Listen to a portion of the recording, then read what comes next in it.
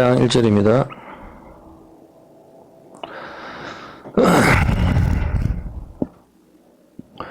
레위기 1장 1절 여호와께서 해막에서 모세를 부르시고 그에게 일러 가라사대 이스라엘 자손에게 고하여 이르라 너희 중에 누구든지 여호와께 예물을 드리려거든 생축 중에서 소나 양으로 예물을 드릴지니라 그 예물이 소의 번제이면 흠없는 수컷으로 하되 해막문에서 여호와 앞에 연락하시도록 드릴지니라 그가 번제물의 머리에 안수할지니 그리하면 연락되어 그를 위하여 속죄가 될 것이라 그는 여호와 앞에서 그 수송아지를 잡을 것이요 아론의 자손 제사장들은 그 피를 가져다가 해막문 앞 단 사면에 뿌릴 것이며 그는 또 그 번제 희생의 가죽을 벗기고 각을 뗄 것이요 제사장 아론의 자손들은 단 위에 불을 두고 불 위에 나무를 버려놓고 아론의 자손 제사장들은 그 뜬 각과 머리와 기름을 다 윗불 위에 있는 나무에 벌려놓을 것이며 그 내장과 전갱이를 물로 씻을 것이요 제사장은 그 전부로 단 위에 불살라 번제를 삼을지니 이는 화제라 여호와께 향기로운 냄새니라.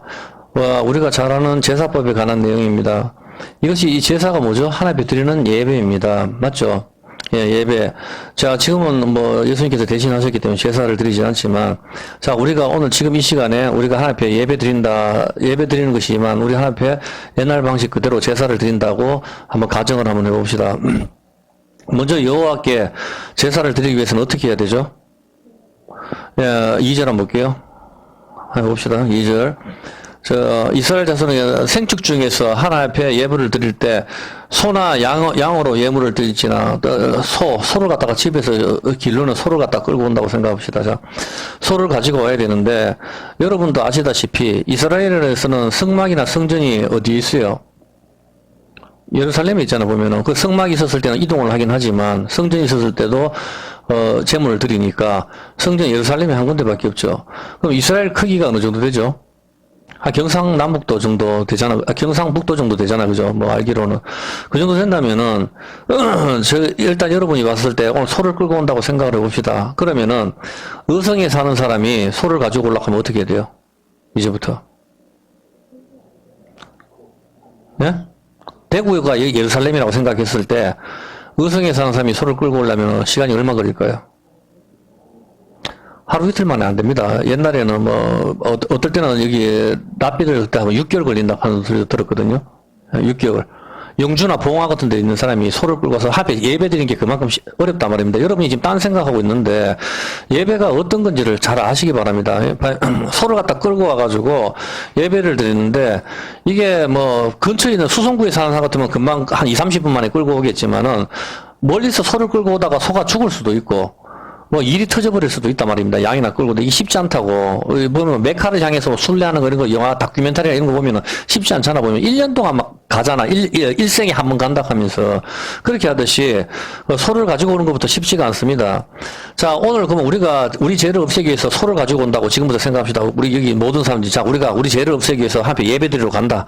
소를 끌고 간다고 이제 생각을 해봅시다. 자, 그렇게 한다면은 최대한 너무 멀어서 안 된다. 뭐 그럼 다른 소를 끌고 가서 예배 드린다. 다른 일을 하나도 못 봐버리잖아. 그러면 안 되잖아. 그래서 신명기 14장 24절에 한번 볼게요. 하나님께서 이런 규례를 주셨죠. 신명기 14장 24절에 보면은 그러나 네 하나님 여호와께서 그 이름을 두시려고 택하신 곳이 예루살렘이 네한테서 너무 멀고 행로가 어려서 그 풍부하게 주신 것을 가지고 갈 수가 없거든. 너무 멀단 말이에요. 보면은 그럼 일을 못 보잖아. 예배 한번 들어가 버리면 아무것도 일을 못 하니까. 그러면 그것을 돈으로 바꾸어서 그 돈을 싸서 가지고 내가 여기 소가 있으면 이 소를 여기서 팔아라 이 말이라. 1,000,000원 받고 팔았으면 2,000,000원 싸들고 빨리 예루살렘에 가라 이거라. 가가지고 거기서 네 하나님 여호와의 택하신 곳으로 가서 네 마음에 좋아하는 것을 그 돈으로 사고 소나 양이나 그때 사라 이 말이야. 사서 드리라 이 말입니다. 그래서 예루살렘에 장사하는 자들이 그렇게 많았는 거예요. 어떤 개념인지 아시겠죠? 그래도 좀 다행이죠. 그래도 뭐 가까운 만약에 우리가 중리동 같으면은 소를 끌고 오겠죠. 왜냐면 팔았다 다시 사면 제값을 못 받잖아. 그리고 여기서는 당연히 소를 갖다가 온 세상에서 6월절이나 6월절, 초막절 이렇게 또 장막절 되면은 제사 지내려고 이스라엘 200만 명이 모이니까 당연히 여러분이 소 가지고 있으면 비싼 값을 받아야 안 받아요? 다 돈 가지고 오니까 부르는 게 값이잖아. 거기 사는 사람. 이때가 대목이라고. 당연히 비싸게 받지. 누가 그냥 여지껏해서 이 시세가 1,000,000원이면 1,000,000원만 받고 하겠어요. 그래 예수님은 그걸 뒤집어 엎는 거라. 왜냐면 멀리서 돈을 받고 오는 거. 그 소를 끌고 오는 사람이 진주가 소를 끌고 온다고 여기서 1,000,000원 받았어. 1,000,000원 받았는데 1,000,000원 주고 거기서 소를 못 산다고. 2천만, 3천만 원 부른 게 값이 돼버리니까. 어떤 게 있는지 알겠습니까? 그래, 웬만하면 끌고 가고 싶은 거라 정성을 다 하자. 예배도 좀 정성을 다해서 드리자. 이렇게 하는 사람들이 있잖아, 보면은. 그냥 와서 예배 시간 되면은 5분 전에 와가 걸레박다 띄우는 사람도 있고, 미리 20분 전에 와서 준비하는 사람들도 있고, 사람마다 제각각 아닙니까, 보면은.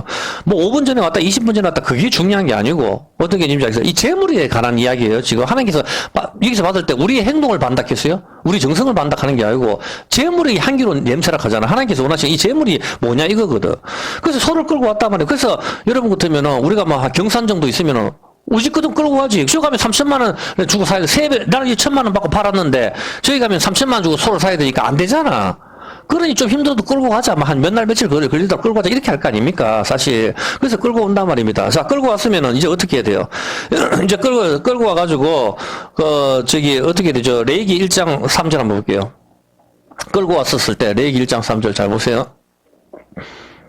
레위기 1장 3절에 그 예물이 소의 번제이면은 흠없는 그냥 좀 다리 절고 이런 거 하나 앞에 좀 바치고 싶은데 안 된다 이 말이에요. 흠이 없는 거 최고 좋은 거 가져와야 돼.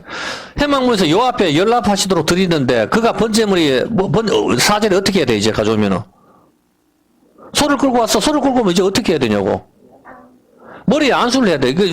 여기 소가 왔어, 이렇게 소가 이렇게 왔으면은 소가 여기서 음맥하고 울 거 아니에요. 보면 소를 옆에 놔두고 우리가 여기 안수를 한다니까. 이제 안수를 딱 해서 손을 올릴 거 아닙니까? 손을 올리면은 내 죄가 이제 소한테 넘어가는 거라. 이제 알겠습니까? 자, 소한테 넘어가죠. 소한테 넘어가고, 그를 위해 속죄하고, 그리고 5절에, 안수라고 5절에 어떻게 하죠? 그는 여호와 앞에서 그 수송아지를 어떻게, 누가 잡아요? 소를 가져왔는 거. 아니, 5절 읽어보라고. 끌고 왔는 사람이 잡는다니까. 제사장이 잡는 거 아니라 제사장이 그러면 힘들어서 어떻게 해, 그러면 아침부터 이제 서로 한두 사람이 끌고 오는 게 아닌데 제사장들 죽지. 끌고 왔는 사람이 여호와 앞에서 그 수송아지를 잡을 것인데 자 잡는데 여러분 자 이제부터 한번 봅시다. 소 끌고 왔어. 소 끌고 와가지고 진주가 이제 끌고 왔어. 진주 죄 때문에 진주가 여기에 올려가지고 안수를 했죠. 내가 어제 나쁜 짓을 했고 욕도 하고 나쁜 짓을 했어요. 하면서 소한테 안수해. 소한테 넘어갔어. 자 이제부터 칼을 줄 거 아닙니까? 제사장이 옆에서 긴 칼을 하나 준다고. 소가 여기서 우는데 소를 갖다가 잡으라고 이래가지고 한번 죽여보라니까. 한 마리 죽는가? 소가 한 마리 죽습니까? 안 죽지 보면은. 자 지금부터 여러분이 소를 끌고 와가지고 이제 안수를 했는데 그 다음부터 소를 죽여야 돼. 어떻게 죽입니까? 제가 스페인 투구 경기 하는 거 봤는데 TV나 영화로 여러분이 많이 봤을 겁니다. 소를 전문적으로 잡는 사람들이잖아. 이 사람들은 맨날 소를 죽이는 사람들인데 이를 소를 갖다가 수십 번 칼로 찔러도 소 안 죽어요. 수십 번 찍어도 칼로 안 치고 발버둥 치고 오히려 칼에 찔린 채로 투구사를 날려버립니다. 투구사를. 왔었을 때 재단 뿔에다가 뿔을 묶겠죠. 못 움직이게. 못 움직인다고 하더라도 다 완전히 꼼짝도 못하게 할 수는 없잖아. 그렇게 해서 묶는데 소를 갖다 암만 묶는다 해도 소가 자기 죽는데 가만히 있을 소가 누가 있어요 보면은. 제가 유튜브에서 소를 인도네시아 전문 도살꾼들이 죽이는 장면을 본 적이 있어요. 그 미성년자 관람 불가이기 때문에 이제 인증을 해가지고 오늘 이 설교 때문에 저는 안 그러면 그런 거 안 보는데 어떻게 죽인지 한번 봤어요 어제. 어제 보니 이들은 매일 소를 죽이는 사람들이잖아요. 근데 칼로 60번 찔러도 소가 안 죽더라고. 60번을. 이게 소 가죽이잖아. 소 가죽이 튼튼하자 하잖아. 소 가죽으로 돼 있으니까 60번을 찔러도 소가 안 죽어. 이 전문 도살꾼도 60번을 찔러도 안 죽어. 그래서 이 소뿔 사이에 있는 걸 다 총으로 쏴버리다가 총으로 쏴도 안 죽어 초가. 와, 나 그거 보고 놀랐어요, 보면. 그래서 총으로 쏴도 안 죽고, 2번의 총을 쐈는데, 12분 동안 그 소가 살아있더라고. 발버둥을 치더라고.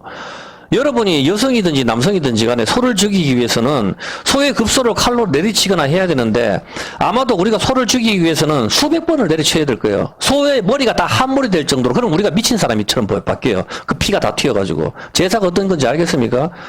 그냥 뭐 잡는다 그게 아니고 실제로 소를 제사를 한번 드리기 위해서 소를 잡아 보았는데 머리에 소와 뿔 사이에 칼로 내리치는데 소가 가만히 있습니까? 옛날 총이 돼서 칼로 죽여야 되는데 아무리 묶어 놓아도 머리를 움직이잖아요. 머리를 움직이게 되면 어떻게 됩니까? 소의 눈알을 쳐버려요. 소의 눈알을 치고 이쪽 눈알 저쪽 눈알 전부 내리치고 소의 뇌가 거의 함몰될 정도로 내리쳐야 소가 죽는다고 합니다. 전문적인 도살자들도 소를 한 번에 죽이지 못하고 소가 고통스러워하는 장면을 보고 머리가 박살이 나는 장면을 보고 그리고 소를 몸부림을 칩니다. 그때 우리는 어떻게 되겠습니까?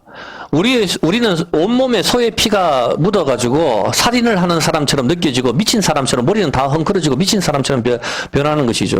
제가 실제로 소를 죽이는 장면을 동영상으로 볼 때 그 바닥이 피가 강같이 흘러요. 강같이. 도저히, 이 지하실 같은 데서 잡는데, 피가 얼마나 많이 흐르는지, 그 소가 뭐 어마어마하잖아. 피가 강처럼 흐르는데 그 소가 안 죽는다고. 그 머리 내가 함몰될 정도로 하고, 누나를 치고, 그렇게 하고 했었을 때, 강처럼 그 밑에 흐른단 말입니다. 피 비린내가 진동을 하죠. 말할 필요가 뭐가 있겠어요. 어디 우리가 소를 죽이기만 합니까? 육질을 어떻게 합니까? 그는 또 번제, 희생에 어떻게 해요? 가죽을 벗겨 각을 때 내가 한다니까? 제사장이 하는 게 아니고. 진주가 해야 돼. 여자가 가가지고 소에 여러분 소 가죽 벗기 봤어요? 저는 한 번도 안 왜 벗길래 도대체? 그 쉽게 벗기집니까 그게? 소 가죽을 갖다 벗기기 위해 가지고 소를 다 해가지고 그렇게 해야 된다. 그게 한두 시간 만에 끝나는 작업이 아니라 예배 드리는 게 어떤 건지 알겠습니까? 하여튼 예배 드린다는 거. 그래서 그 소를 가지고 각을 뜨잖아. 전부 토막을 내야 되잖아. 토막을. 소 뇌도 토막을 내야 되고 내장도 꺼내야 되고. 근데 내가 속꼬리를 자르는 걸 봤거든. 이 전문 도살꾼인데 내가 그걸 보고 속이 미식거리더라고. 좀 어제 봤었을 때. 왜 그런가 하면은 꼬리곰탕 좋다 이렇게 하니까 속꼬리를 갖다가 이 사람이 막 와서 비틀고 이렇게 하고 하는데 소의 꼬리를 비틀어서 자르는데 온 전신에 힘을 줘도 끊어지지가 않아요. 엄청나게 힘들고 처음에 꼬리를 비틀고 자르던 사람이 꼬리뼈가 완전히 으스러졌다. 꼬리를 갖다가 막 딱 그러니까 옆에서가 꼬리 옆에 두 번째 도살자가 이야기하더라고. 꼬리를 사납게 비틀어가 온 힘을 다해도 더 이상 비틀어지지가 않는다. 야야 꼬리를 뽑아내려고 해도 비틀어지지가 않는다. 그렇게 이야기를 하고 두 번째 도살자가 꼬리 하면서 계속 이야기를 하더군요. 아무리 꼬리를 잡았다 당겨도 빠지지가 않아요. 소는 죽었는데도. 이들이 전문 도살자들이에요. 맨날 인도네시아 소를 갖다가 잡는 사람들이라.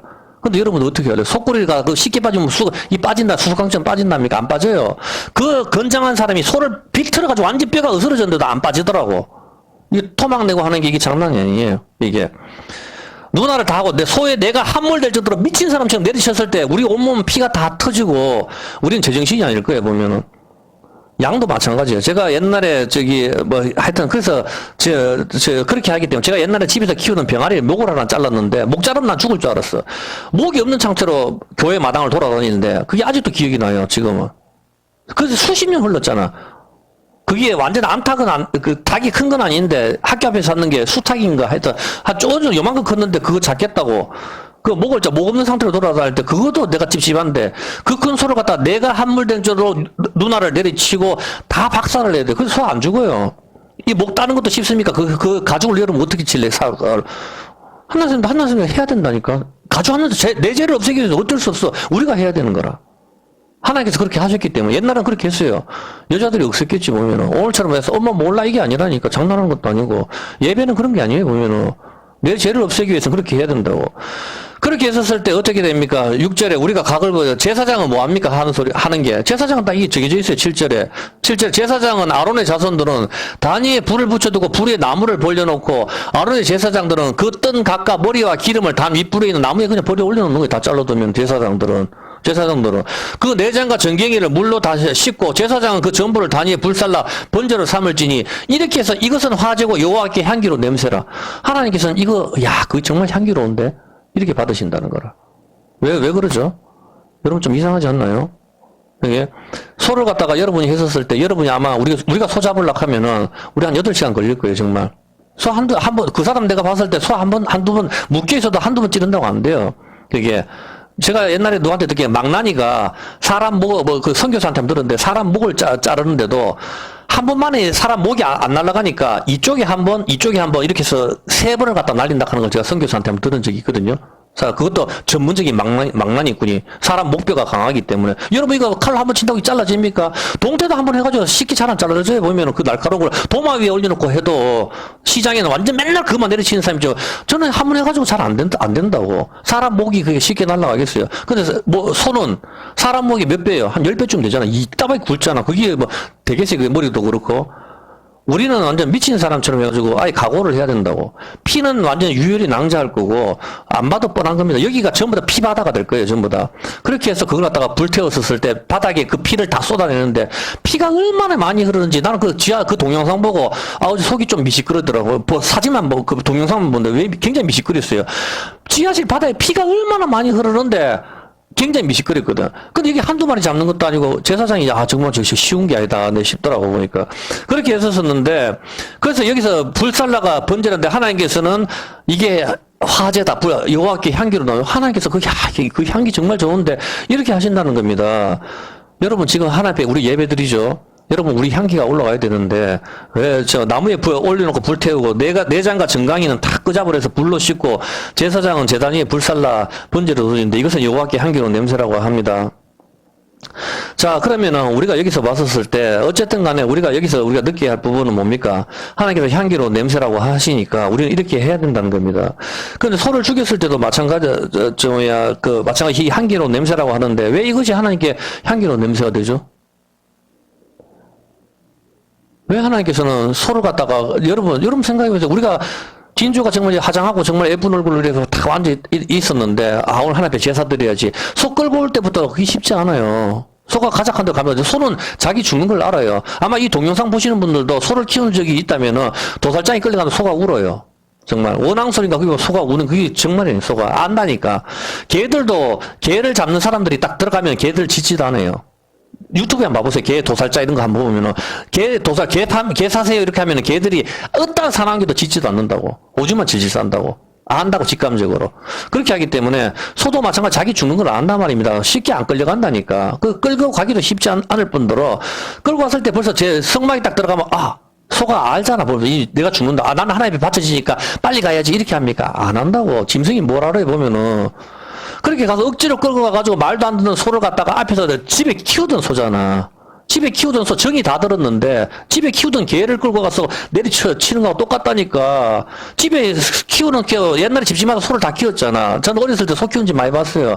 또 동산에서 소를 먹이고 하면 소가 다 알아듣는다. 소도 사람도 태우고 이란다고. 정이 다 들었던 소를 갖다가 내가 내리치고 누나를 찍고 이렇게 했었을 때 이 정신이 다 나가버립니다. 그걸 다 했었을 때 하나님께서 이건 향기로운 냄새다 이야기를 하거든.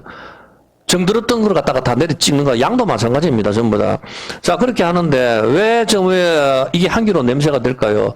여러분이 봤었을 때, 하나님께서 야, 이거 향기로운 냄새라. 저는 그마 봐도 어제 좀 미식거렸던데, 4절에 한번 볼게요. 4절에. 왜 하나님 향기로운 냄새가 되는가 하면은, 가르쳐 드릴게요.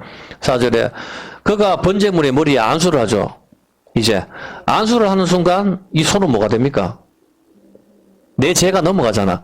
내 죄가 넘어가는 순간 이 소는 더 이상 소가 아니고 내가 된다고. 나의 죄가 된단 말입니다. 이해했습니까? 소의 누나를 찢고 안 떨어져 나가려고 하는 거, 뇌를 함몰을 시키고 칼로 찢고 토막토막 내는 게 바로 내 죄를 죽이는 장면이라고. 그래서 하나님께서 그것이 향기로운 냄새라고 한다고. 하나님께서 내가 어찌 소를 죽이는 거, 양을 죽이는 짐승을 죽이는 거, 내가 피 못 마셔서 그 피를 내가 좋다고 하더냐? 하나님께서 그렇게 말씀하시지 않아. 하나님은 그런 걸 좋아하시지 않는다고. 어떤 개념인지 알겠습니까? 짐승을 함부로 죽이는 거 하나님께서 절대로 기뻐하지. 하나님은 심지어 나는 악인이 죽는 것도 기뻐하지 않는다 하잖아. 나는 악인이 죽는 것도 기뻐하지 않고 그가 회개해서 돌아오기를 내가 원한다. 그 하나님 마음이거든. 그 하나님께서 그 소를 갖다 향기로운 냄새라 했었을 때 안수를 하는 순간 이 소는 더 이상 소가 아니고 내가 되는 거라. 나의 죄가 되는 거라. 그래서 소를 갖다 그렇게 수도 없이 찔러 죽이고 해도 안 죽으려고 하는 그게 바로 내 죄라고. 여러분 모습이 어떤지 알겠습니까? 제사를 드린다는 거. 예배 드리는 게 그렇게 우습습니까? 오늘 아무나 교회가 막 넘치니까 가면 받으시니까 정말 그렇게 생각하는 겁니까? 그렇지 않습니다. 하나님은 내 죄를 갖다가 그렇게 싫어하신다고. 그렇게 죽기를 원하시는 거라. 피가 유리가 완전 철저하게 없애기를, 토막토막 내서 완전 불태우기를. 그때 하나님께서 그 향기를 받으시는 거라. 하나님께서 우리가 죄를 안 짓는 거를, 그 죄 때문에 자기 아들이 돌아가셨기 때문에 죄가 안 짓는 걸 하나님께서 그렇게 원하시는 거라고. 그래서 가져왔는 사람 네가 잡으라고. 제사장 갖다 주고 제사장이 잡으면 우리 문 닫고 있으면 되지 뭐. 제사장이 다 하면 되는데 그게 아니라고. 내가 잡는다고. 내가 안수하고. 그 죽이는 게 누구냐고. 나잖아, 나. 그게 2000년 뒤에는, 몇천 년 뒤에는 주님이 되는 거고. 성경 그 이야기를 하시는 거잖아, 보면은. 소의 머리에 안수할 때 이 소는 이제는 나의 죄가 넘어가기 때문에 이제 소는 소가 아니라 제물이 되는 것입니다. 그렇기 때문에 소를 죽이기 위해서 그토록 칼로 찌르고 목을 잘라서 피를 뽑아내고 소를 토막토막 자르고 가죽을 벗기고 하는 것이 바로 나의 죄를 자르고 토막 내고 내 죄를 죽이는 장면이라고. 그래서 하나님께서 그걸 향기로운 냄새다, 하나님께서 기뻐하시는 냄새다, 이렇게 말씀을 하시는 거란 말입니다. 그걸 모르고 오늘날도 다시 뭐 소를, 짐승을 잡아서 예배를 드리자 하는 이건 바보인 거죠, 바보. 나의 죄를 토막토막 내고 자르고 박살을 내는 거 죄를 없애는 장면이기 때문에 하나님께서 기뻐 받으시는 향기로운 냄새가 되는 것입니다. 여러분이 분명히 알아야 할 것이 있습니다. 여기서 지금 소를 죽이고 양을 죽이고 피를 뽑아내고 불태우고 합니다. 이것은 나의 죄를 없애는 장면들이죠. 여기에서 여러분이 이제 뭘 하겠어요, 이제? 여러분이 집에서 키우던 소 가져와서 뇌를 함몰시키고 내장을 뽑아내고 가죽을 벗길 때 여러분 웁니다. 그렇지 않습니까? 내 죄를 위해서. 근데 여기서 설교 시간에 말 한마디인데 그게 유머입니까? 그거 웃깁니까? 저는 어제 그 토살하는 장면 보고 웃음이 하나도 안 나왔어요. 메스꺼웠어요. 밥도 못 먹겠다고 순간적으로. 더 이상 두 번 다시 보고 싶지가 않더라고. 잠깐 그 유튜브 동영상인데. 설교가 웃깁니까? 하나님 말씀이. 하나님 말씀은 웃기지 않습니다. 코미디가 아닙니다. 자기 아들을 죽이는 장면이라고, 토막토막 내는 장면이라고, 자기 아들을, 내 아들 압살롬아, 내 아들 압살롬아, 그거란 말입니다. 하나님 마음이. 하나님께 예배 드리는 거는 숫자와 상관이 없어요. 우리가 작든지 한 명이든지 두 명이든지 그런 건 아무 상관이 없단 말입니다. 하나님이 받으시냐 안 받으시냐 이게 중요한 거라고 지금. 하나님과 나와 1대1의 관계란 말입니다. 예배라는 것은 하나님이 받으시는 예배가 돼야 된단 말입니다. 우리 온갖 정성을 다 쏟아야 된단 말입니다. 하나님의 예배는 그런 거라고. 여기에 누가 웃어요 보면은. 여러분이 집에서 소 죽이는데 웃고 하면 여러분 싸움 납니다. 거기서 유행가 부르고 아멘하고 웃는다고요? 그게 무슨 교회입니까? 예수님 십자가 정말 생각하는 겁니까? 헛소리는 하지 말아 하십시오 도대체. 여러분 지옥으로 간다고. 여러분 영혼이 달린 부분이라니까 지금. 그런 부분이 아니란 말입니다. 코미디나 유머라면서 웃고 누가 그렇게 합니까? 우리가 웃거나 하지 않습니다. 당연한 거 아닙니까? 소의 뇌를 함몰시키고 피를 받아내고 가죽을 벗기고 토막을 내는 장면에서 누가 농담을 하고 웃고 하겠으면 제가 그때 선교사님 유튜브에서 잠깐 봤을 때 이분이 그런 이야기를 하시더라고. 싸움 난다고 거기서. 자기가 그걸 한번 해봤는데 제가 그 유튜브를 보고 그렇겠구나 많은 생각을 했었어요. 예배가 어떤 것인지 이해가 됩니까? 예배는 나를 대신하여 옷 벗기고 이 가죽 벗기는 거 아닙니까? 예수님을 빨가 벗겨 놓고 예수님을 채찍으로 내리치고 채찍으로 내리치는 것도 그때 선교사님 말 들어보니 우리가 여기서 이리야 이렇게 하면 채찍이 아닙니다. 그 끝에 납이 달려 있어요. 아무데나 휙 돌려서 쳐버리면은 영화 같은 데 배너 같은 데 보잖아. 착 그래서 때기면은 이 살점이 갈비뼈가 으스러져 나가는 그런 채찍이란 말입니다. 로마 채찍은 걸려버리면은. 그런 걸로 온 못으로 치고 피를 전부 뽑아내는 것이란 말입니다. 현장에서 누가 즐거워서 웃습니까? 예수님을 십자가에 다는 것을 좋아서 웃는 사람들은 예수님 미워하는 사람들이지. 예수님을 사랑하는 사람들은 그게 아무도 웃지 않습니다.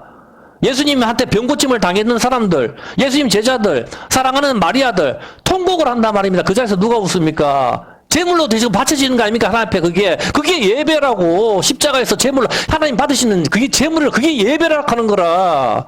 예배는 그런 거라고. 여러분 올라와 앉아서 목사가 앞에서 뭐 장가 떠들고 뭐 앉아서 우리 아멘 하면 그게 예배입니까? 그게 장난칩니까? 하나님이 받으시는지 안 받으시는지 아무런 상관없고 내 마음만 즐거워지고 내가 눈물 좀 쏟고 내 마음이 상쾌해지면 그 다 안 가. 그 자기 생각이잖아. 하나님은 재물에 관심이 있단 말입니다. 죄가 없는 소가 나의 죄를 덮어쓰고 내가 소를 칼로 내리칠 때 그 현장의 분위기는 매우 두렵고 힘이 들 것입니다. 우리가 지금 편한 의자에 앉아서 예배를 드리지만 지금 우리의 예배 행위는 십자가를 이야기하는 것이고 우리를 위해서 제물이 되신 예수님 어린 양을 이야기하는 것입니다. 당연히 이 예배는 자기 아들을 아낌없이 내어주신 하나님 아버지를 찬양하는 예배가 되어야 하며 내 죄를 가슴 아파야 해야 하는 것입니다. 머리에 안수를 찌며 동물의 머리에 안수하는 순간 우리의 죄가 어떻게 됩니까? 우리의 죄가 동물에게 넘어가는 것입니다. 레위기 16장 7절입니다. 레위기 16장 7절도 역시 마찬가지죠. 레위기 16장 7절도 염소 2마리를 잡죠. 아사셀의 염소죠. 그 두 염소를 취하여 해방문 옆에 두고 두 염소를 취하여 제비 뽑되 한 제비는 여호와를 위하고 한 제비는 아사셀. 이 아사셀이 이게 바로 대신 죄를 지는 그 뜻이라. 아사셀이 어떤 개념인지 알죠, 그죠? 우리 죄를 덮어쓰는 속죄의 염소란 뜻이 아사셀이. 속죄의 염소를 하는데 어떻게 해요? 아론은 여호와를 위하여 제비 뽑은 염소를 속죄제라고 아사셀을 위하여 제비 뽑은 염소는 산대로 여호와 앞에 두었다가 그것으로 속죄하고 아사셀을 위하여 강야로 보낼지니라. 그렇게 하고 8절 한번 볼게요. 8절에 보면은 아사셀을 위하고 요 앞에 두고, 자, 속죄의 염소죠. 죄를 덮어서는 염소고, 21절에 어떻게 하죠? 이 속죄의 염소는 어떻게 합니까? 21절에. 아론은 두 손으로 산 염소의 머리에 안수하죠. 아론은 이스라엘 대표에서. 이스라엘 대표에서 제사장이 이 염소 두 마리 머리 위에 안수하면은 이 죄가 이 염소 아사셀의 염소 속죄의 염소에 넘어가죠. 이 속죄의 염소가 강냐 무인저격으로 가버린다. 우리 죄를 들고 가버리는 거. 세상 죄를 지르고 가는 어린 양 예수님을 상징하는 거 이해했죠? 안수가. 자, 그러면 하나를 제가 질문을 할게요. 레위기 1장 4절입니다. 자, 이제 여러분 한번 보세요. 자, 여기서 봤을 때 레위기 1장 4절에 그가 번제물의 머리에 어떻게 합니까? 안수를 하죠. 자, 안수를 하는 것은 어떤 행위입니까? 내 죄가 넘어가죠, 동물한테. 동물한테 넘어가는 행위죠. 자, 그러면 이제 여러분한테 질문할게요. 그러면은 이 동물이 누구를 가리키죠? 이 동물이 나긴 나지만 내가 죽으면 안 되잖아. 내가 죽으면 천국에 갈 수가 없으니까. 내 대신 다른 사람이 죽어야 되잖아. 이 동물이 그럼 누구를 가리키는 거예요? 예수님을 가리키는 거죠. 자, 그러면은 죄가 넘어가는 행위가 어떻게 죄가 넘어가요? 안수하면서 죄가 넘어가죠. 자, 그러면은 이 동물이 예수님을 가리키는데 여러분의 죄를 예수님한테 어떻게 넘겨요? 이제 그 질문을 하는 거라. 아, 내 죄를 예수님한테 넘겨야 되잖아. 어떻게 넘기냐고. 맨날 예수님 내 죄를 위해서 돌아가셨다며. 아, 극한다고 돌아가시나, 그러면은. 보라니까 예수님께서 안수를 해서 넘기잖아. 안수를 해서 내 죄가 넘어가잖아. 그럼 예수님께 내 죄를 넘겨야 돼. 여러분 지금 죄를 지었잖아. 이 죄를 예수님께 넘겨야 되잖아. 어떻게 넘기냐고. 예? 어떻게 넘기는데요? 어? 그래, 안수인데 예수님이 안 계시잖아. 예수님이 제가 승천하셨잖아. 근데 어떻게 안수를 하냐고. 아, 상식적으로 생각해보니까 지금 기독교는 추상적이지 않아요, 보면은. 예수님이 승천하셨잖아, 지금. 예수님이 계셔야 안수를 할 거 아니야. 안 계시는데 어떻게 안수를 해? 내 죄를 예수님한테 넘겨야 되죠. 어떻게 넘기냐니까? 이게 질문이라고. 기도로요? 기도를 하면 예수님 죄가 넘어가요, 그냥? 아니, 내 죄를 예수님한테 줘야 되잖아. 줘야 예수님이 지시지. 주는 걸 어떻게 주냐고, 그 행위가. 예? 그게, 예수님이 그래 하나가 되는 게, 예수님 계시에 그래 하나가 될 거 아니야. 사과피를 먹는 거예요? 자, 그거는, 가르쳐 드릴게 보면은, 우리가 이게 굉장히 중요한 부분이에요. 여러분, 예수님이 우리 죄를 위해서 십자가에 달려 돌아가셨다, 그죠? 그럼 우리 죄를 예수님한테 넘겨야 되잖아. 넘기는 게 안수라고. 안수. 이 안수가 있어야 된다니까? 안수가 있어야 내 죄가 넘어가잖아. 추상적으로 왜 믿어요? 여러분, 이 영혼 걸렸는 건데. 예? 자, 우리 죄를 갖다가 예수님한테 넘겨 예수님께서 지실 거 아닙니까? 예수님이 받아 지실 거잖아, 보면은. 어떻게 우리 죄를 예수님께 넘길 수가 있나요? 그것은 바로 안수인데, 이 안수의 뜻이 바로 뭐죠? 당연히 수가 손수자니까 손일 거고, 안은 싸마크. 주다, 버티다, 의지하다, 기대다입니다. 안수가 바로 뭐예요? 주다, 버티다, 기대다, 의지하다. 뭐죠? 이제. 우리 죄를 예수님한테 넘기는 방법. 예수님한테 안수를 해야 된다니까? 예수님한테 안수를 해야 넘어가잖아. 안수의 뜻이 뭐라 그랬어요? 주다, 기대다, 버티다, 의지하다, 기대하다. 여기 소에다가 이렇게 딱 두 손을 올리면은 내가 이 기대잖아, 이렇게. 이게 기대다, 의지하잖아. 이게 의지하는 거. 이게 뭐죠, 그래, 이게? 예수님께 안수를 해야 내 죄가 넘어가잖아. 그거를 질문하는 거라. 한국교회 사람들이 모른다니까. 지금 내가 질문하니까 잘 모르잖아. 예수님한테 동물한테 내 죄를 넘기는 게 예수님한테 내 죄를 어떻게 넘기냐. 그걸 알아. 여러분 죄를 없을 거 아니에요, 보면은. 그냥 예수님 내 죄를 가져가셨다, 그한다고 그게 없어집니까? 그게 아니라니까. 그게 자기 혼자 생각이지. 말도 안 되는 거지. 안수라니까. 이 안수를 통해서 내 죄가 넘어간대. 안수의 뜻이 기대다, 의지하다. 이거라고. 기대다, 의지하는 게 뭐죠? 의지하고 기대는 게 뭡니까? 사도행전 27장 11절입니다. 이걸 말하는 거예요. 예수님한테 내 죄를 넘기는 안수가 사도행전 27장 11절이 백부장이 선장과 선주의 말을 바울의 말보다 더 뭐다? 믿더라. 믿음이다 말이다. 믿음이 바로 안수란 말이에요. 무슨 소리 알겠어요? 자, 백부장이 여기서 잘 보세요. 백부장이 선장과 선주의 말을 바울의 말보다 더 믿더라. 다시 말하면 믿는 게 아까 이게 뭐라 그러죠? 아까 안수가 기대다. 백부장이 선장과 선주의 말을 바울의 말보다 더 의지하다, 더 기대다. 이해했습니까? 여러분이 두 명이서 이야기하는데, 야, 북쪽으로 가라. 아니다, 남쪽으로 가라. 야, 노래방 해라. 야, 핸드폰 팔아라. 이렇게 말을 했는데, 내 생각에는 이 사람 핸드폰 팔아라 하는 사람, 이 사람 말이 더 맞을 것 같아. 이 사람 말에 의지하는 거, 이 사람 말에 기대는 거. 이게 믿는 것. 이제 알겠습니까? 그렇죠. 바로 이게 이 믿음을 말하는 거예요. 믿음으로써 내 죄를 넘기는 거라고. 내 죄를 넘기는 거. 이게 안수하고 같은 개념인데, 자, 이 믿다라가 페이도인데, 의존하다, 확신하다입니다. 확신하다. 여러분이, 야, 장사를 하는데, 앞으로 경기가 안 좋아질 것 같으니까, 금을 사놔라. 아, 그게 더 좋을 건데, 그 말을 의존하고, 그 말이, 그게 진실인 것 같다. 그게 진리인 것 같다. 그게 확실한 것 같다. 이거라고. 이제 이해가 되죠? 자, 그렇게 했을 때 그것을 의지하는 것이죠. 그러니까 바울이 이번에 배 타고 나가는 것이 위험하다. 그렇게 하는데 백부장은 바울의 말보다는 선장과 선주의 말을 더 믿어가지고 태풍을 만나잖아. 유라굴라. 태풍을 만나서 작살이 난다고. 자, 그거와 마찬가지로 이 믿는다가 의지하다, 기대다, 확신하다입니다. 믿는다는 거. 여러분 믿음이 뭔지 아시겠어요, 이제? 믿는 게 뭔데 도대체 예수를 믿는다는 게. 믿는다는 게 의지하다, 기대다. 그 말이 확신인 것 같다. 야, 그게 진실인 것 같다. 그게 진리인 것 같다. 이거라고. 이게 믿는 거라고. 믿는 게 뭐냐고 도대체. 예수를 믿으면 뭐 구원받는다 하는데 믿는 게 뭐냐고. 물어보라니까. 예수 믿는 사람한테. 추상적이지 않아요. 믿는다는 것은, 이 믿음이라는 것은 의지하다, 기대다. 그리고 야, 그 말이 확신인데 앞으로 정말 노래방 하는 게 앞으로 봐라, 노래방 기기 한국이 처음 들어오는데 일본에 다 가라오케가 잘 되거든. 그 노래방 하면 돈 벌 수 있어. 야, 그 말이 맞는 것 같다. 그 말이 진실인 것 같다. 그 말이 확실하다. 야, 나 그거 좋은 것 같다. 나 거기에 의지할래. 그럴 때 그 장사를 가잖아. 사기꾼 말을 들을 때 그 사람 말을 의지하고 돈을 빌려주잖아. 다단계 하면 떼돈 번다? 그 말을 의지할 때 망하잖아, 보면은. 와, 안 망한 사람도 있겠지만, 뭐, 여기서 어떤 의미로 말하는 건지 알겠죠? 노래방 하라는 뜻이 아니고, 어떤 개념인지 알겠죠, 그죠? 자, 여기서 봤을 때, 당연히 우리의 죄를 예수님께서 넘기는 것이, 자, 일단 여기서 봤을 때, 안수를 할 때 어떻게 하죠, 여러분? 주먹 쥐고 이렇게 안수합니까? 손바닥을 피죠. 이제 어떤 건 가르쳐 줄게. 손바닥을 펴서 의지하고 확신하죠. 당연히 우리의 죄를 예수님께 넘기는 것이 안수인데 이것이 믿는 것입니다. 이해 확실하게 됐습니까? 내 죄를 예수님께 넘겨야 되잖아. 넘기는 게 바로 의지하는 거, 기대하는 거. 그것이 바로 뭐라 그랬어요? 안수인데 그게 믿음이라고. 네, 믿음. 자, 믿음인데 이 백부장은 바울의 말보다 선장과 선주의 말을 믿었습니다. 다시 말해서 의지했습니다. 기대했습니다. 확신했습니다. 진실이라고 생각했습니다. 진리라고 생각했습니다. 그런데 헛것을 의지하며 망하게 되었습니다. 맞죠?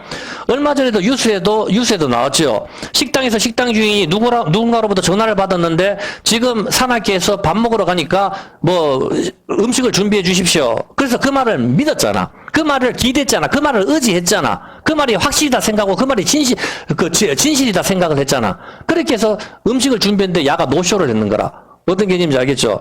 그 기대하고 확신했는데 이 사람이 안 왔단 말입니다. 안 와가지고 식당이 많은 손실을 보죠, 보면은. 여러분 역시 마찬가지로 삶을 살아가면서 이런 수도 없이 겪습니다. 믿는다는 것은 기대는 것, 의지하는 것, 확신하는 것입니다. 우리가 교회에 다니면서 예수님을 믿는 믿음으로 구원을 받는다고 이야기하면서 믿음이 무엇이냐고 물으면은 대답을 못 합니다. 믿는 것이 무엇이냐 질문할 때 대답을 못하는 사람들이 대부분입니다. 믿는다는 것은 원어가 의지하다, 기대다, 확신하다, 진실이다, 진리다 이런 뜻입니다. 그래서 아멘하고 같은 겁니다. 믿음의 뜻이. 우리의 죄를 예수님에게 올리는 방법은 믿는 것입니다. 이 믿는 것이 기대다, 의지하다, 확신하다, 진실이다의 의미인 것입니다. 어떻게 우리 죄를 예수님께 건네는지 이해가 되죠? 믿음으로 건네는 것입니다. 그것이 안수란 말입니다. 그리고 여기서 중요한 사실이 있습니다. 그것은 믿음의 대상입니다. 대상. 아까 이사 식당 주인은 사기를 치는 사기꾼의 말을 믿었기 때문에 망하게 되는 것이죠. 얼마나 손실을 끼쳤습니까? 식당 주인한테. 그렇게 하면 안 되는 것이죠. 이 세상 모든 사람은 믿음을 가지고 있습니다. 어떤 사람은 사람이 죽어서 개나 소로 다시 태어난다는 윤회를 믿기도 하고, 어떤 사람은 귀신처럼 사람이 떠돌아다니며 1년에 한 번씩 제사장에 밥 얻어 먹으러 온다. 이렇게 믿는 사람이 있어서 밥을 차리는 사람도 있고, 어떤 사람은 과학을 믿고, 어떤 사람은 음식을 믿고, 어떤 사람은 진화론을 믿고, 자기 또 자신을 믿는 사람도 있죠. 이 백부장은 바울의 말보다는 선장과 선주의 말을 믿었습니다. 그 결과 망하게 되었습니다. 마찬가지로 의지하고 기대기 위해서는 변하지 않는 진리를 믿어야 합니다. 진리는 하나님인 것입니다. 하나님을 의지하고 하나님을 진실이라고 하나님 말씀이 진리라고 생각을 해야 할 때에 그 믿음이 헛것이 되지 않고 우리를 구원하는 것이 되는 것입니다. 이해가 됩니까? 그런데 역대상 16장 26절에 보면은 만방의 모든 신은 헛것이요. 주님께서 말씀하셨죠. 세상에 있는 모든 신은 헛것이다. 여호와께서는 하늘을 지으셨다. 그래서 세상의 모든 신을 믿으면 안 된다. 하나님께서 우리한테 말씀을 하셨습니다. 이 헛것이다 원어가 아무짝에도 쓸모없다 이런 뜻입니다. 이런 것에 의지하는 것, 여기에 믿음을 주는 것, 이것은 망하는 지름길인 것이죠. 삶을 살아가면서 진실하지 않은 사람을 믿을 때에 사기를 당하고 진실이가 맨날 오후에 온다. 이를 믿을 때 주보를 한 장 더 빼게 된다고. 이 거짓말쟁이를 믿었을 때, 못 온다고 말을 했었을 때, 그러면 안 빼잖아. 이게 거짓말이거든. 이게 헛것이란 말이에요, 믿을 때. 자, 사기를 당하고 속아 넘어가게 되고, 인생이 망하게 됩니다. 자, 여러분은 사람을 의지하지 마시기 바랍니다. 사람을 의지할 때 어떻게 됩니까? 손실을 본다고. 예? 이사야 2장 22절 한번 보세요. 뭐라고 이야기하면 하나님께서 우리한테 이렇게 말씀을 하십니다. 이사야 2장 22절에 너희는 인생을 의지하지 마라. 사람을 의지하지 마라. 사람을 믿지 마라. 이 말은 사람한테 기대지 마라. 이 말입니다. 왜? 그 호흡은 코에 있나니까 5분만 코 막으면은 죽는 인간을 갖다가 그거를 갖다가 왜 의지를 하냐. 아무짝에도 쓸모없다. 세월이 지나면 나를 괴롭히는 인간도 가가 먼저 죽든 내가 먼저 죽을 수가 있는데 그거 뭐 그딴 걸 의지하냐. 하나님께서 의지하지 마라. 수혜칠 가치가 없다. 코만 막으면 죽는 인간 흙인데 그 수혜칠 가치가 없다. 하나님께서 말씀을 하시는 것입니다. 우리는 하나님을 사람을 의지해봐야 사람의 생명은 호흡에 달렸습니다. 5분만 코를 막으면 죽게 되고 그런 인생을 의지해봐야 나도 망하는 것입니다. 우리는 처음이시오 나중이시오 이 세상을 창조하신 하나님에게 우리가 의지를 할 때에 우리의 믿음이 헛것이 되지가 않습니다. 믿음의 대상은 중요한 것입니다. 그래서 믿음의 유래는 암안에서 왔는데 세우다, 지탱하다, 확고하다, 신뢰하다, 믿다, 진실하다, 확실하다 뭡니까? 믿음의 유래가 암안에서 왔는데 세우다, 지탱하다, 확고하다, 신뢰하다, 믿다, 진실하다, 확실하다 뭐죠? 십자가. 어떤 개념인지 알겠죠? 우리가 기도할 때 아멘 하죠. 이 아멘이 진실인데 진리다. 이 뜻입니다. 이 아멘이 바로 믿음과 뜻이 같단 말입니다. 아멘이. 네? 믿음 역시 그래서 우리가 기도할 때 아멘 이렇게 해도 돼. 그게 바로 진리입니다. 진실입니다. 이 뜻이기 때문에 예수님 이름으로 기도합니다. 안 붙여도 그게 아멘이 바로 예수님이란 뜻이라니까. 아멘 자체가 내가 아멘이시오. 이렇게 주님께서 말씀하시잖아. 내가 아멘이라고. 내가 진리라고. 어떤 개념인지 알겠습니까? 그 예수님 이름으로 기도합니다. 그거 왜 붙입니까? 너희가 내 이름으로 무엇이든지 구하면 그 구절을 가지고 쓰는 거거든. 어떤 개념인지 아시겠죠? 주기도문에는 아멘, 우리가 예수님 이름으로 기도합니다. 그 말이 없잖아. 주기도문하고 아멘 하잖아. 같은 내용이라니까. 어떤 개념인지 아시겠죠? 이 아멘이 바로 믿음과 뜻이 같습니다. 믿음 역시 진실, 진리, 확신하다, 의지하다, 기대다, 지탱하다 이기 때문입니다. 하나님의 뜻을 기도하고 아멘 할 때 그 기도가 이루어지는 것이 확신하다, 의지하다, 기대다, 진실이다, 진리다의 의미인 것입니다. 그러므로 어느 교회와 같이 누가 간증하거나 유행가 부르는데 아멘 해서는 안 됩니다. 우리가 의지하고 기대고 진실과 진리는 하나님밖에 없기 때문입니다. 유행가 부르는데 아멘 하면 안 된단 말입니다. 그건 진리가 아니기 때문에. 예? 오직 말씀에 기대고 의지하고 확신을 갖고 해야 되는 것이지 내 나이가 어때서 사랑하기 딱 좋은 나이인데 여기에 아멘하면 안 된다고. 정말로 사랑하기 딱 좋은 나이입니까? 죽기에 딱 좋은 나이 아닙니까? 솔직히 말해서 뭐 사랑하기 딱 좋아해 보면은 70, 80대에서 무슨 사랑하기 딱 좋은 나이입니까? 죽기에 딱 좋은 나이지. 10편, 90편, 10절입니다. 한번 보세요. 참 답답하네 보면은. 그래 노래 부른다고 젊어집니까 그게. 진짜. 우리는 주의 노에 소멸돼 주의 분내심에 놀래나이다. 10절. 우리의 연수가 70이요 강감엔 80이라도 그 연수의 자랑 수고와 슬픔뿐이요 신속기간이 우리가 날아가는 나이다. 70, 80이면 인생은 끝난단 말입니다. 보면은 여기서 봤을 때 죽기에 딱 좋은 나이란 말입니다. 죽기 성경에서 남자 여자를 만나서 사랑하기에는 이미 늦었다 말입니다. 70, 80이 만나서 뭔 사랑을 하는데 그 사랑이 이름 봐서 아름답게 보입니까? 항원이혼에서 그게 노년이 그게 정말 아름답다. 나도 닮고 싶다. 그런 생각이 듭니까? 추워합니다. 아유 참. 전도서 12장 1절입니다. 젊은 여자 10대, 20대, 야들이 30대 뭐 이렇게 해서 사랑을 하고 해야 뭐 이뻐 보이고 하는 거지. 그것도 다 늙어서 뭔 사랑을 해요 도대체. 너는 청년의 때 공고한 날이 이르기 전에 나는 아무 낙이 없다고 할 해가 가깝기 전에 너희 창조자를 기억하라. 젊을 때 기억하라 하잖아, 보면은.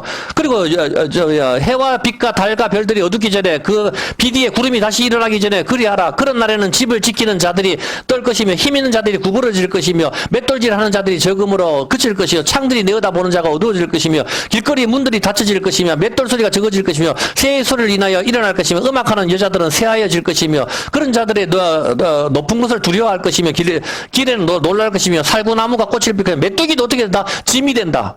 나이 들면은 메뚜기도 짐이 되는데 뭔 사랑하기에 딱 좋아요. 폐경이 다 와가지고 아도 못 낳는데 말 같지도 않은 소리 좀 하지 마십시오. 그런데 다 아멘은 아니라고. 거기에 왜 아멘을 하냐고. 김연자 씨 노래 보는데 왜 아멘을 합니까? 미친 거 아닙니까? 참 답답하네 보면은 진짜. 메뚜기도 짐이 된다 그렇게 이야기를 하지 않습니까? 보면은 이미 폐경이 와서 아기도 낳지 못합니다. 마음만은 청춘이라서 사랑하기 딱 좋은 나이로 불러보아도 추할 뿐이라 말입니다. 병원 가기 딱 좋은 나이입니다. 솔직하게 말을 해야지. 제 나이 저도 역시 60이 다 되어 가는데, 눈의 시력이 나빠지고 기력이 많이 딸리는 것을 느낍니다. 무슨 사랑하기에 딱 좋은 나이입니까? 노래 부른다고 젊어집니까? 이런 데서 아멘 해서는 안 됩니다. 이 뜻입니다. 하나님 말씀에 아멘 해야 되는 것입니다. 기대고 의지할 것은 하나님 말씀이란 말입니다. 레위기 1장 4절입니다. 시간이 많이 흘렀기 때문에 빨리빨리 진행을 할게요. 레위기 1장 4절. 그가 번제물 머리에 안수할지니 그리하면 연락되리라. 안수할지니, 저는 이번에 이 안수를 공부하면서 깜짝 놀란 것을 발견했습니다. 내가 여러분한테 질문할게요. 10계명이 왜 10개죠?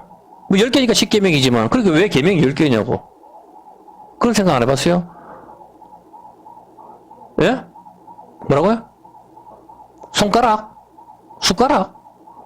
그 손가락 10개를, 야, 그 참 좋은, 맞아요. 그럼 손가락이 왜 10개야? 그 같은 말이잖아. 손가락 11개 돼도 되잖아. 그럼 피아노 치기도 더 좋고. 완전한 거? 그럼 12지파는 완전하지 않나? 그래 말하면 되지. 어차피 뭐 하나님께서 완전하라는 것은 하나님께서 결정하신 것이지만 12개를 완전으로도 만드시잖아. 이스라엘 12지파가 완전한 거잖아. 12개로 계명을 12개 주셔도 되고 100개 주셔도 되잖아.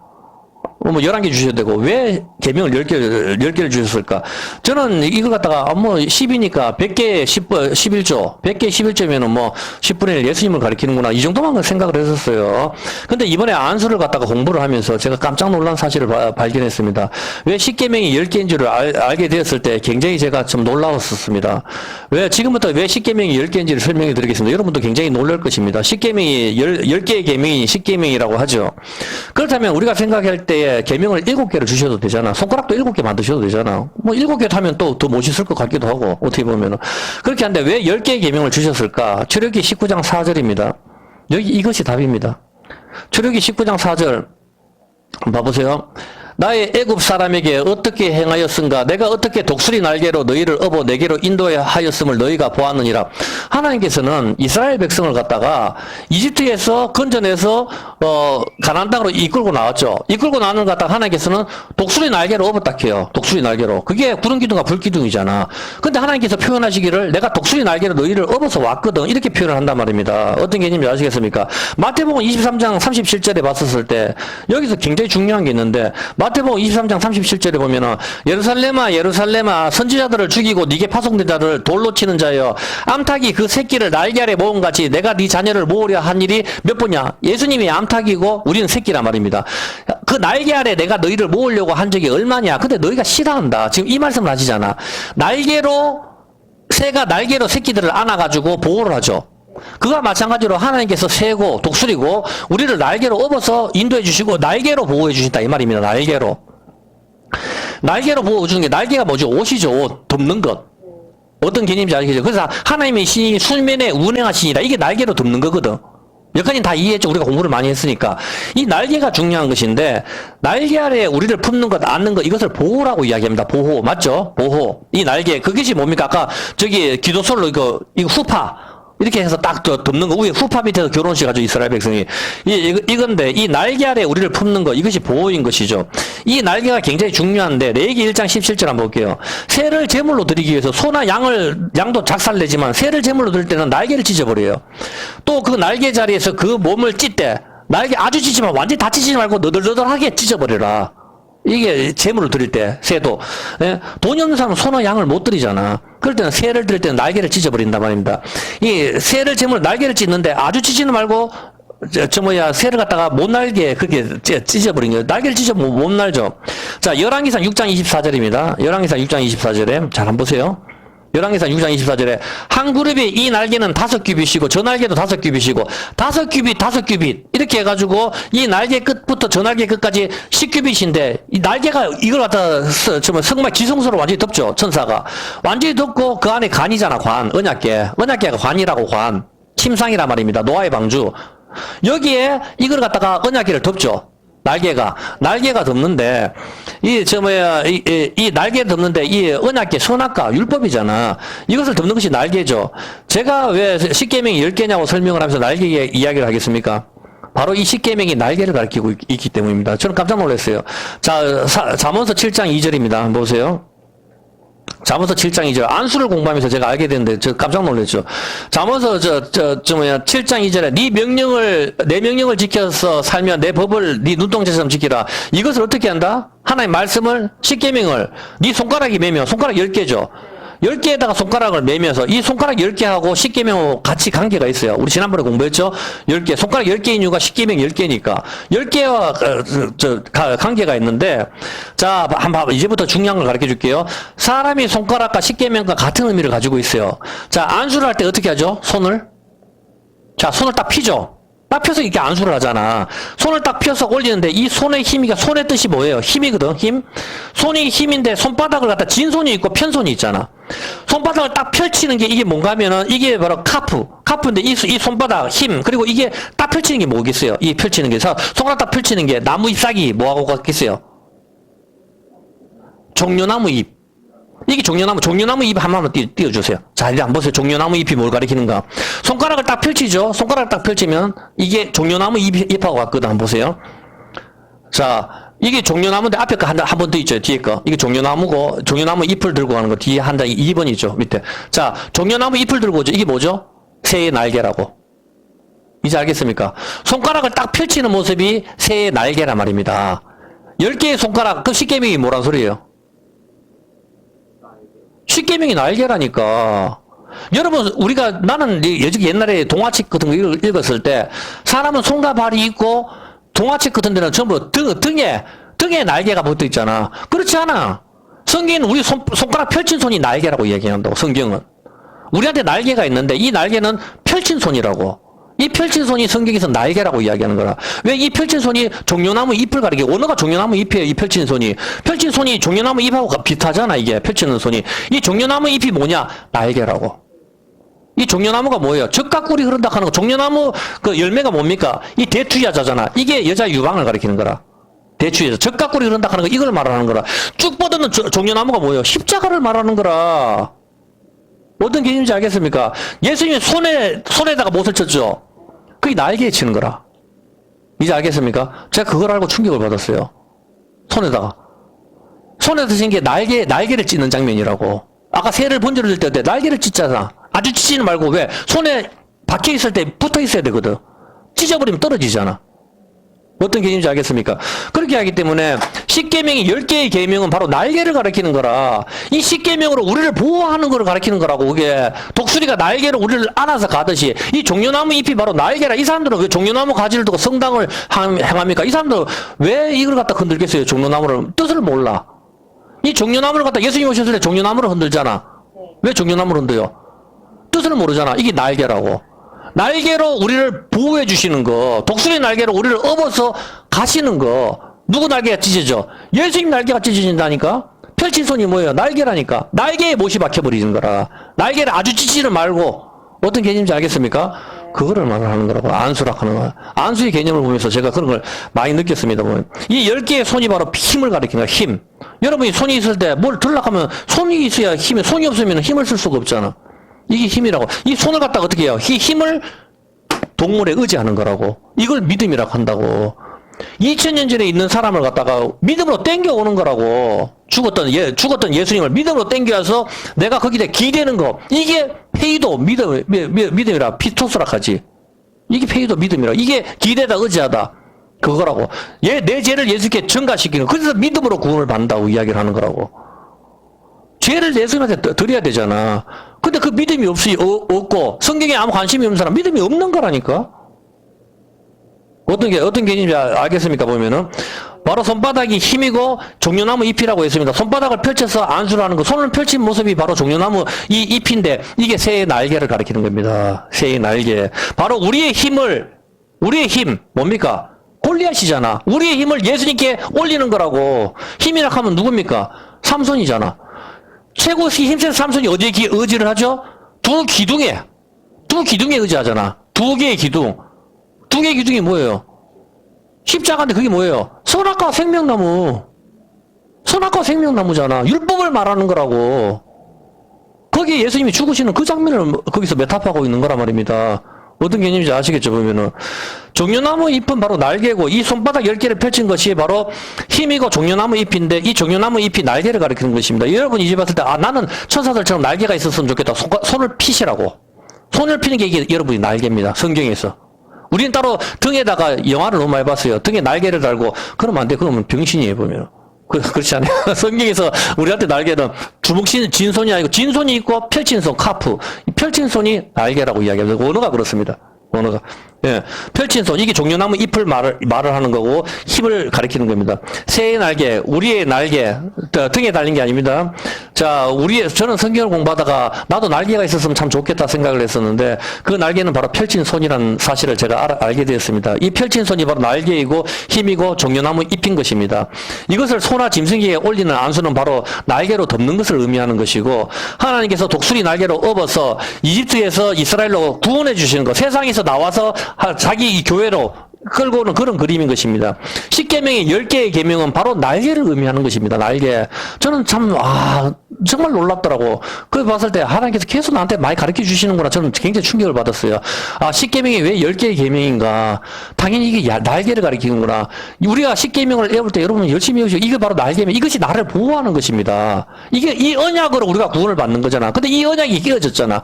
예수님께서 왜 다시 승천하시냐고. 그게 오전 예배 설교잖아. 새 언약을 받기 위해서 모세가 다시 산으로 올라가는 거 그거라니까. 새 언약. 그거란 말입니다. 10개의 계명인 것입니다. 그래서 7개나 9개가 되면 안 됩니다. 반드시 10개가 되어야 되는 겁니다. 10개의 계명은 바로 날개를 의미하기 때문입니다. 이것이 종려나무 잎이고 이것이 날개이고 이것이 바로 뭡니까? 날개는 뭐죠? 여러분 날개 가면 우리가 수도 없이 공부했잖아. 날개가 나를 덮고 독수리 날개로 우리를 업어서 날아가기도 하지만 이 날개가 뭐죠? 날개가 덮고 하지만 덮는 거. 날개. 왜 날개로 우리를 구원하시냐고. 사자나 이렇게 호랑이처럼 용맹스러운 발톱으로 우리를 내가 건져냈다 이렇게 표현하셔도 되잖아. 왜 날개로 하나님께서 우리를 구원하셨냐 이렇게 표현을 하시냐 말입니다. 하나님의 의중을 알아라니까. 왜? 날개는 뭡니까? 그렇지요. 감상 덮는 거잖아. 그러면은 왜? 날개로 감싸는 건데. 그럼 어디로 연결해야 될까? 어디로 가야 될까? 그러면 성경 구절. 덮는 게 나오잖아. 성경 창세기에. 제일 먼저 선악과를 따먹고 무화과 나무 잎으로 가리는 거. 그거 가리는 거 대신에 가죽옷으로 가리는 거. 그걸로 넘어가는 거라고. 성경 연결하는데 어디로 찾아야 되는지 알겠습니까? 바로 창세기 3장 7절로 가는 겁니다. 선악과를 언약궤를 어겼었을 때 언약궤 어기는 게 뭐야? 날개를 찢는 거잖아. 이제 날개를 찢고 내가 이제부터 내가 날 거야. 이거잖아. 독수리 날개에서 빠져나와서 새끼가 독수리 품이 있어야 되는데 엄마 필요 없어. 이제 내가 갈 거야. 그냥 내가 마음대로 행동하는 거지. 그렇게 했을 때 우리는 수치를 느끼는 거, 부끄러운 거. 날개 품 안에서 날개가 감싸줬을 때 우리가 보호를 받는 건데 날개가 없으니까 자기가 무화과 치마로 가린단 말입니다. 그래서 그 무화과 치마로 안 돼. 그거 다시 내가 덮어줄게. 그게 날개라고. 그게 종려나무 잎. 같은 말을 하는 거라 지금 이게 종려나무잎, 무화과나무잎, 선악과 나무잎 다 같은 이야기를 지금 주님께서 하시고 계시는 거라고 하나님 말씀은 어떤 개념인지 알겠습니까? 어떻게 보느냐 그 차이인 거지. 이제 느낌을 알겠습니까? 구약과 신약, 구약이 선악과라니까 신약이 뭡니까? 생명나무를 말하는 거라. 근데 이 나무는 한 나무라. 전부 다 예수님을 이야기를 하고 있다고. 그 이야기를 하고 있는 거라. 그래서 언약궤를 어겼을 때 사람이 수치를 벗겨지니까 짐승을 잡아서 가리게 하는 거. 그 짐승은 바로 예수님을 보여주고 있는 것이고 그게 바로 안수라고. 짐승을 갖다 잡을 때 어떻게 잡아요? 짐승으로 가죽옷을 입혀주잖아. 가죽옷을 입혀주는 게 안수잖아. 그게 날개잖아. 이제 어떻게 연결되는지, 사람의 말씀이 어떻게 연결되는지 참 소름 끼치다 하는 게 느껴지죠. 하나님께서 얼마나 자기 아들을 죽이는 걸 갖다가, 그게 제일 크기 때문에 그 십자가를 온 세상이 다 숨겨두고, 성경을 창세기부터 요한계시까지 그걸 다 숨겨두는 거라. 그걸로 심판하시고, 그걸로 구원하시고, 그것으로 우리를 덮어주시고, 그것으로 천국에서도 영원히 가고, 그것이 생명책이고, 그것이 행위록이 되는 거라고. 그것이 율법이고. 믿음으로 우리가 가지 않을 때 여러분 끝장이 나는 거라. 여러분 인생은. 어떤 개념이 알겠습니까? 거기에 의지하는 거, 그걸 믿음이라고 하는 거라. 믿음. 믿음은 들으면서 나며 하나님의 말씀을 들을 때 믿음을 주시는 거라고. 어떤 개념인지 알겠습니까? 예, 이거 시간이 너무 많이 갔으니까 여기까지만 할게요. 예. 시편 75편. 여러분 봤을 때 주님께서 얼마나 우리 죄를 힘드시고 우리는 그분을 찬양을 해야 됩니다. 시편 75편을 함께 찬양을 드리겠습니다.